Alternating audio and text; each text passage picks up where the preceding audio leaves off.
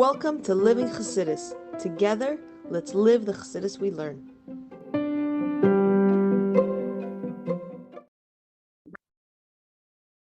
Good morning, everybody, and welcome to Chassidus in the morning. 15 minutes. Heichaltzu, Kuntres, Heichaltzu. So already, we're after the 10th parak, which is very good, good. Baruch Hashem, we're about a third of the way. And we're discussing different issues when it comes to avodas Yisrael, or the lack of avodas Yisrael. And we said it's when we have this lack of avodas Yisrael, this midyan, so it causes sinas chinam to the extent that we even celebrate someone else's downfall. When things happen to them, it just, and it's not that they did something to us to deserve this unwarranted, sinner, but it is this, and we have.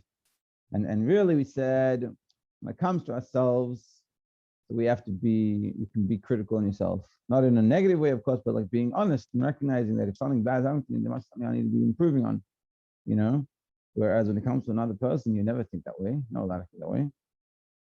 That's what we're discussing. Now, page 74, chapter 10. In this chapter, the Rabbi develops the theme emphasized in the previous chapters, that a person's self-concern can create friction and strife. He emphasizes that such undesirable conduct can exist even in the Torah community. Although cooperation and communication can bring about many advantages, particularly in the realm of Torah study and divine service, Yeshus often prevents these advantages of being realized. And we're going to discuss something very fundamental. This is one of my favorite parts of this mimer.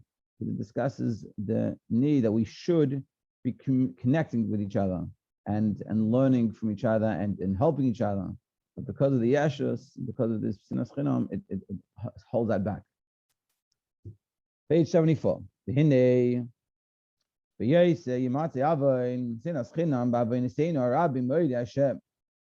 have, because of the many sins, we have sinas chinam found a lot in people that serve Hashem.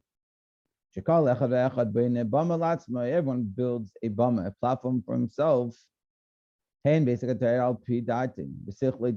learn Torah, it's according to the way they understand it. Also, when we do avodah, when we work on ourselves, it's all according to what we understand, what we think.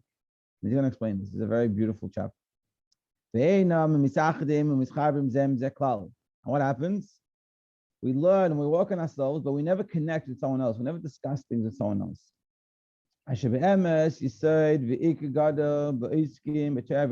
Because the truth is, how should it be? When you learn Torah and you try to work on yourself, we should really connect with other people. We should have faringans, we should have times to speak to other people, to connect. Why? When we learn Torah, when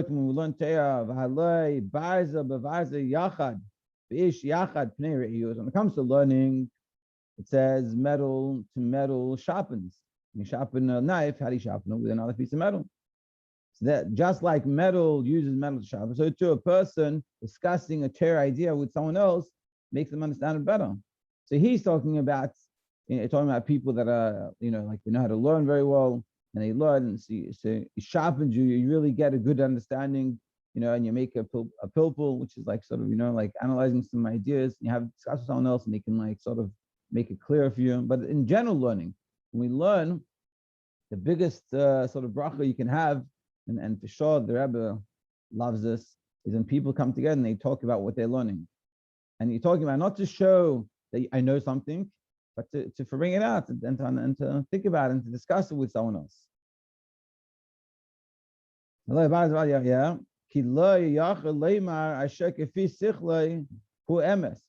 So why aren't they able to talk together?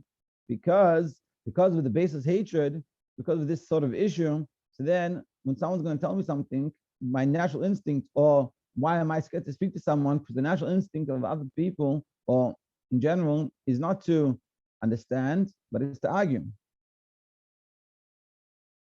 But when you discuss it with your friend and you analyze it, very for the truth. Because when you do it together, to have an idea, and this is anything, you have a political opinion. If you discuss with someone else, your opinion will be a lot clearer to you. It's easy to have opinions. This is sort of the downfall, one of the many downfalls of speaking in public, not in public, in like on like the internet. You talk and you stick to people with your opinion, and you just people just like pass on their opinion, but they don't really think about it and discuss with someone. You come and sit down and discuss with someone your opinion, not in a way of argumentative, but like to understand. So then you see what's going on. And here you're talking about when it comes to learning, when you learn and you discuss what you learn with someone, that can really bring about to a true understanding of your learning. But the problem is when you have the issues, so you don't feel comfortable, you don't want to speak to someone else, you don't want to make a fool of yourself, and you don't want them to be rough on you. And so too, that's talking about also when you work on yourself. So when you do it properly, so then you can talk to someone. You sit down, you have a good, what's a good chiddush for rain? You sit down with your friends and you discuss your challenges in life. And you have people that can understand you and they can help you. And he explains there's two good things about it. One is two main good things. One is these things that we ourselves don't understand, don't see ourselves. He doesn't get it, doesn't realize. We have issues that we don't even realize. And you think about it, I talked about this before, that like our lives could be so much better, but why aren't they? And one of the reasons is this, is we could have someone, it could be your friend of yours that knows what you need help with, but they don't feel comfortable talking to you. And this is sort of the problem. We have this sinner that like we don't want to listen to anyone. We don't want people talking, people don't want to listen to us. And we have this, and it's a big disconnect, a big separation we have amongst each other. Because what's better than a friend of yours that really cares about you? It's like to say, what's a true friend? Someone tells you like you have something on your face. Why? Because it's uncomfortable to talk to you about it, but they care about you. So to hear people care about us, so then we should be able to talk to each other, not because we're coming to show you, oh look, I know more than you, but because I want to help you. I want you to live the fullest life you can live. When a person comes with this ava, coming from a good place, it's received. But we also have to be people that are able to receive it, and yeshus can get in the way of this. Because because of the fact that we love ourselves, we can't see our issues. If we analyze ourselves, our life is not perfect, not the way we want it to be, but why isn't it working? And it's hard to see that we could be the ones at fault. It's our problem, the things that we're doing. We're making bad decisions. If someone else would come and show it to you, it could make a big difference. We said before in yesterday's class that if you truly see a problem with somebody, then you come to them nicely on the side and you talk to them about it and you say, hey, this is an issue that you could really work on and help you a lot. But you're saying it not because I know I am so smart and I've figured out what your problem is, but because I care about you and I want you to live a better life. I want to help you. Because on all sins, it's covered by our love. Love covers all faults. So we love ourselves, so it's all good. Everything is good. We understand. When we do something wrong, we justify it. So we're biased. We can't really know necessarily what's good for us. And even more, also with the shortcomings, like character traits. We have some character flaws. It's hard for us to see it. He says here in this one of the notes, he goes, for example, he may criticize another person for showing pride without realizing that he displays that very same fault.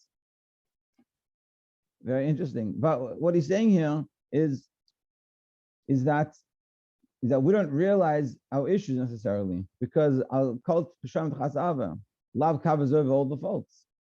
Because of the natural love we have for ourselves, it covers it over. It doesn't mean it necessarily love. I'll finish a lot. And his friend is one that arouses him to this. That makes him realize. It doesn't mean I love myself. A lot of times people say, what do you mean? I'm very hard on myself. We're not saying you're not hard on yourself.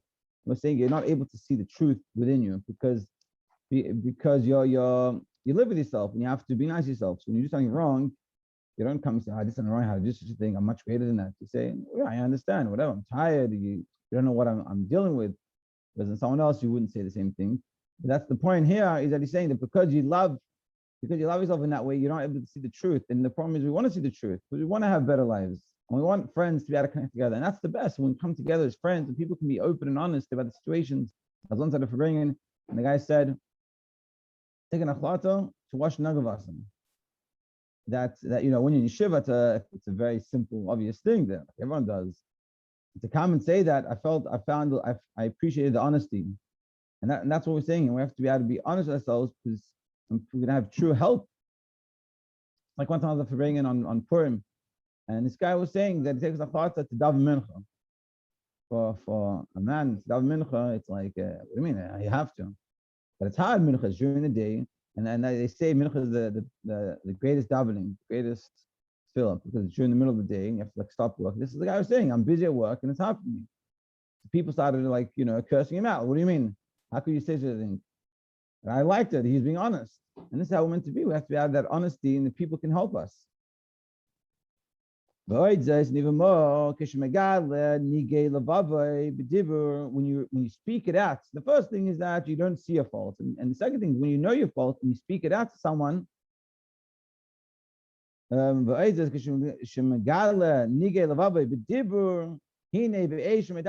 you talk about it, you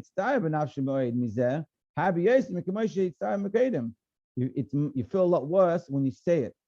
When you speak about it to someone, or even just speak it out loud, and you hear yourself, it's like, whoa.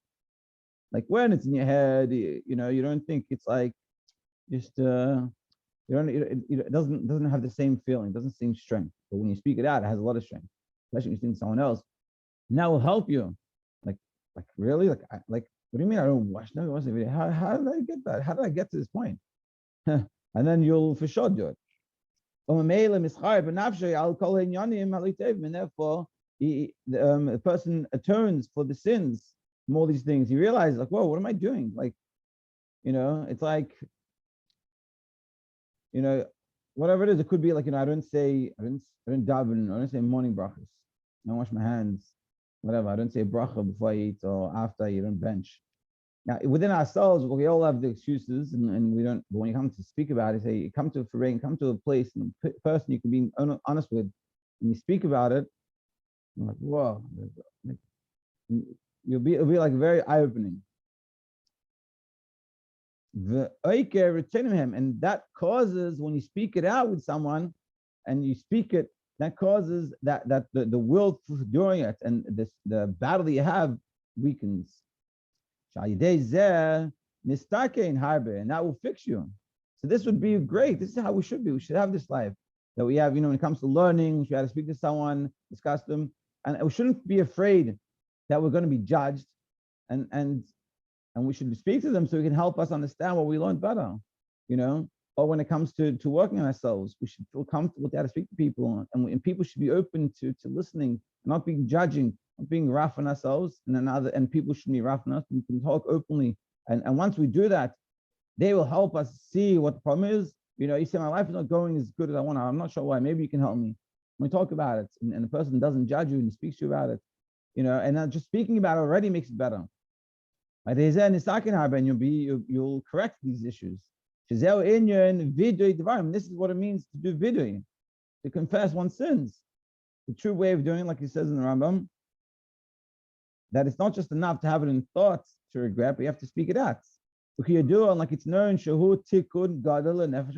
a very good way of correcting yourself.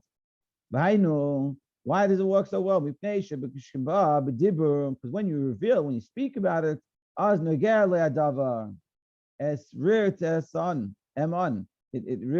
really, he feels it. The pneumius nafshay, in the depths of his soul. You speak about it, it really reveals it. And this is a general lesson in life. You have some issues, best thing, speak about it to someone. Like it says here, we'll stop here, we'll do it tomorrow, we'll discuss it. But we're seeing here a very beautiful thing that we have to want to work on our avodas Yisrael, and to have that openness, and we can speak to people and have true, open, honest conversation with people that care about us, and we should make sure that we show people that we care about them. They can have that conversation, and that will help us improve our lives dramatically.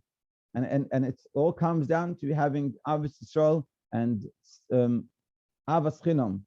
Now you love the person, and you can open up for them, and all these good things can come. Be continued tomorrow. Have a great day.